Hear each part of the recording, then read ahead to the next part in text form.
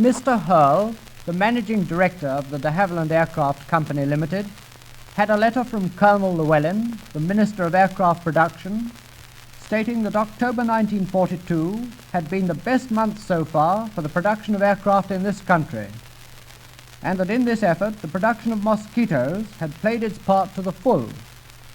The Mosquito, he said, has made its name, and he relies upon us to build it in ever-growing quantity.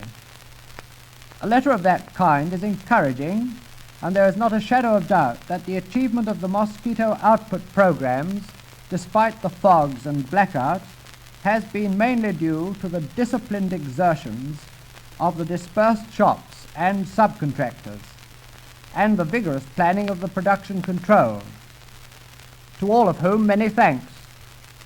Plenty of these production control people are relatively new to the job, many of them being women, and are averaging over 55 hours a week to keep the supplies of components all properly synchronized.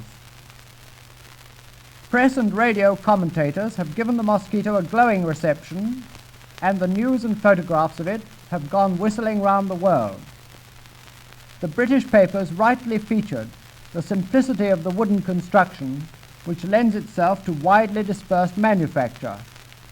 And it is true that the production is so split up and spread out that nowhere could enemy action crush out a vital flow. It has been announced that the de Havilland Company in Canada, helped by another stout team of subcontractors, is producing the Mosquito.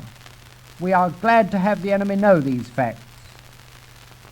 I would like to tell you what work the Mosquito squadrons have done since our last talk.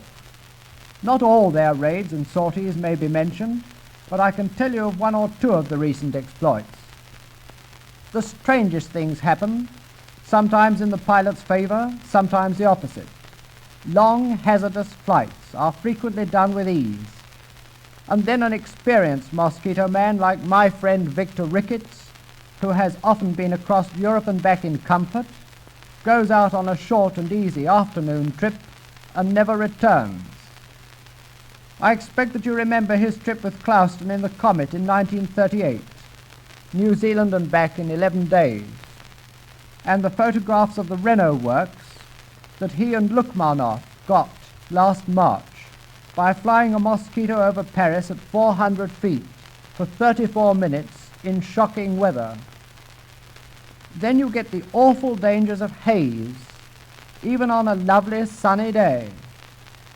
A formation of Mosquitoes were crossing the sea to a low-level attack recently, when one of them flew straight into the water and disappeared. The sea was flat calm, and the pilot couldn't distinguish between sea and haze. The luck is just as often on the other side. Some wonderful jobs have been done.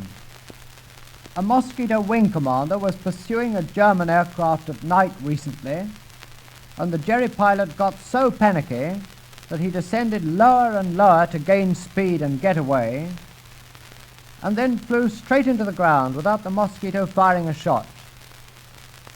There have been one or two amazing adventures lately. For instance, a story about DK313, veteran of many a good raid. This aircraft was just starting a run-up at 27,000 feet to bomb a German target when two Focke-Wulf 190s dived on it out of the sun. A cannon shell took a large piece of the starboard aileron out and partially jammed the aileron. The pilot said he thinks he went upside down, and then he found himself in a steep dive and started to pull out. There was a loud noise, and shells hit both port and starboard engine nacelles from the back, burst the port tire, and caused the undercarriage on that side to drop. He flew on, level, but of course slow. One of the 190s overtook him on the port side, then pulled up steeply and was lost to view over the top. The Mosquito gained cloud cover at 20,000 feet, and while in the cloud, the pilot tried to sort himself out a bit.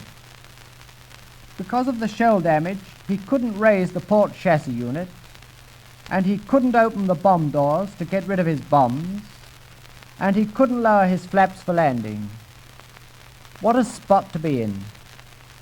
Luckily, cloud cover saw him clear of the enemy coast, and he managed to get across the sea to his base aerodrome. He then set about a landing, with damaged undercarriage, a burst tyre, no flaps, very little aileron control, and a jolly fine load of bombs. The damaged chassis leg collapsed as they touched down. The aircraft swung round and badly damaged the port wing. The bombs didn't go off, and the crew were uninjured.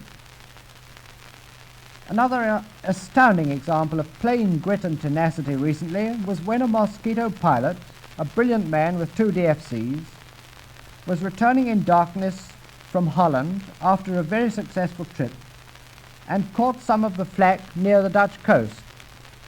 A large chunk through 2 tanks and splinters in the starboard engine oil system. Oil temperature started dithering about and coolant temperature went up. He feathered the propeller to stop that engine. Then his other engine got very rough and dropped power. So, just to have something to go on with it, he said afterwards, he unfeathered the starboard engine. This ran for a short time and then packed up altogether, but before it did, fortunately the port one recovered somewhat. Almost immediately the radio failed. I ask you. Talking to us about it afterwards, he said it was rather unpleasant because it was very dark, with low cloud, and he thought he was losing height slowly. He crept on.